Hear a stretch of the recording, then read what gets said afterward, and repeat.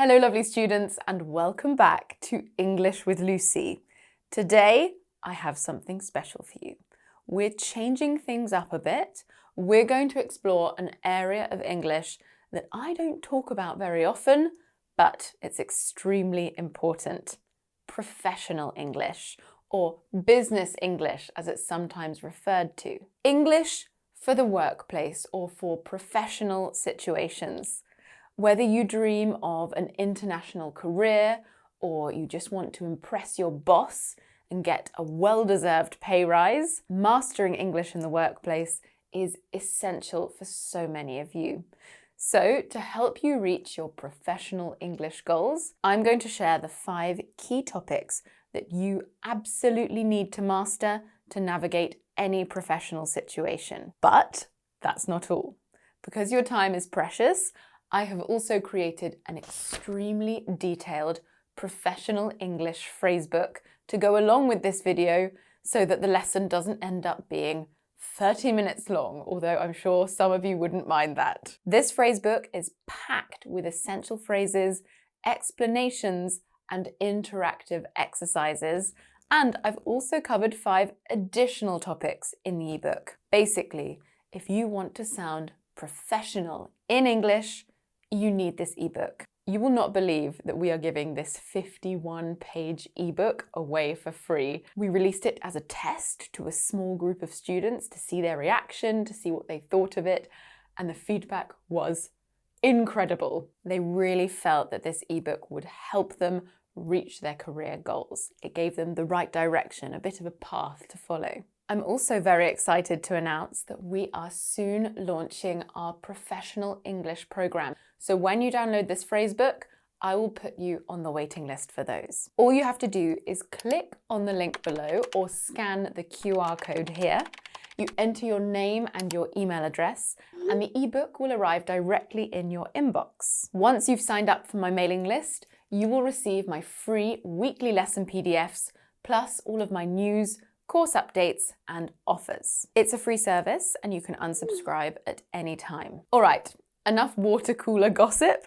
Let's circle back to professional English. Okay, our first topic, making small talk and building rapport. Starting a new job or meeting potential clients is often quite scary, but luckily, making a great first impression is easier than you think. Small talk plays a key role here. These friendly, light-hearted chats help you connect with colleagues, build trust, and make the work environment more positive and comfortable. Here are some important tips to keep in mind. Don't be afraid to talk first. You don't have to jump straight into talking about business. Start with simple observations about things like a cool painting or the weather, like, wow, this rain came out of nowhere. We love it in the UK. Give compliments. Compliments are an excellent way to build rapport, especially if they are sincere. For example, that report you wrote was so easy to follow. Or, how did you make those beautiful charts? You should also ask open questions. These are questions that need more than a yes or no answer. For example, what are your plans for the weekend instead of do you have plans for the weekend? Or, as we just saw, how did you create those beautiful charts? I've included several phrases in the Professional English Phrasebook that will help you make small talk and sound natural while doing it. Let's move on to our next topic, number 2, presenting ideas and sharing thoughts. Presenting ideas can be a major challenge in an English-speaking work environment. You might have a fantastic idea, but find it difficult to express it clearly. Here is how you can impress your audience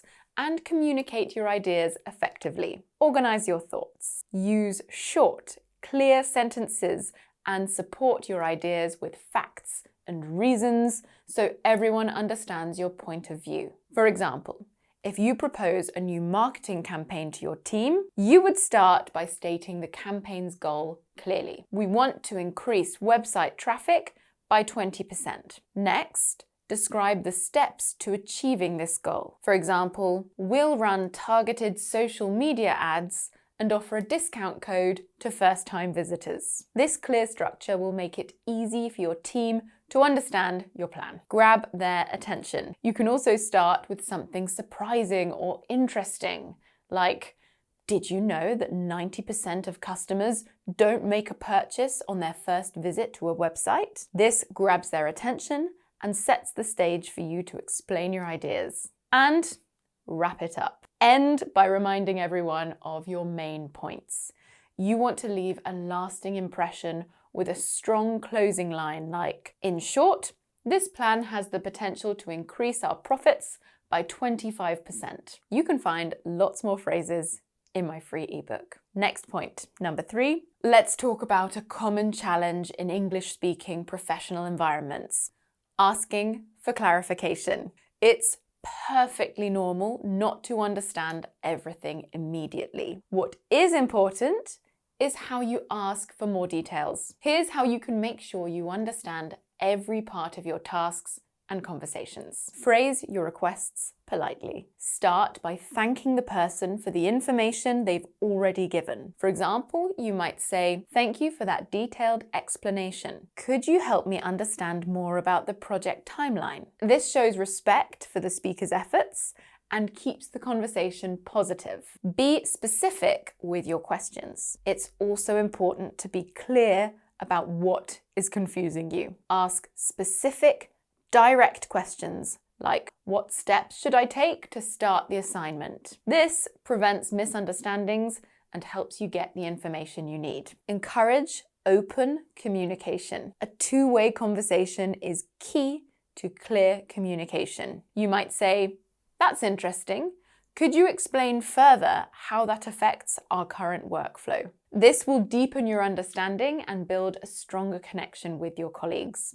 A win-win, if you ask me. Remember, asking for clarification isn't admitting what you don't know. It's showing your commitment to getting things right. That's really important to remember. I've included some more really useful phrases in the phrasebook. Next, and we're entering some dangerous waters now, agreeing and disagreeing. Navigating through agreement and disagreement in the workplace is an art that every professional should master, and unfortunately, few actually have. Whether you're supporting an idea or expressing a different opinion, the key is to communicate effectively while maintaining respect. Let's explore how you can handle these situations without offending anyone. Build on agreements. When you agree with someone, show you're really listening by adding your own ideas or examples. For example, if someone suggests increasing social media use to get more sales, you might say, "Absolutely,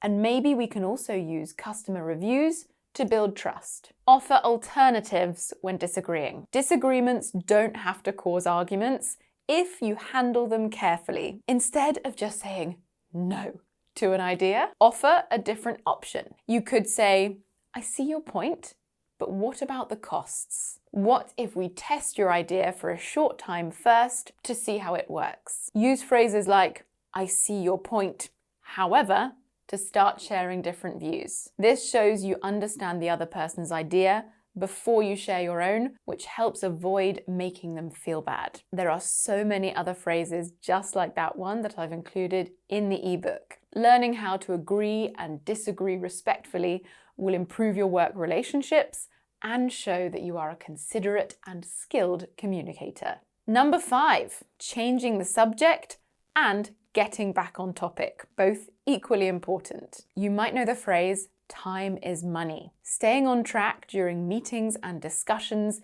is crucial in professional settings where time is valuable. Time is money. Whether you're leading a meeting or participating in a group discussion, knowing how to get the conversations back to the main topic or move them in a different direction when necessary is such an important skill. Let's look at how you can masterfully guide discussions without stepping on anyone's toes. Link to a previous point.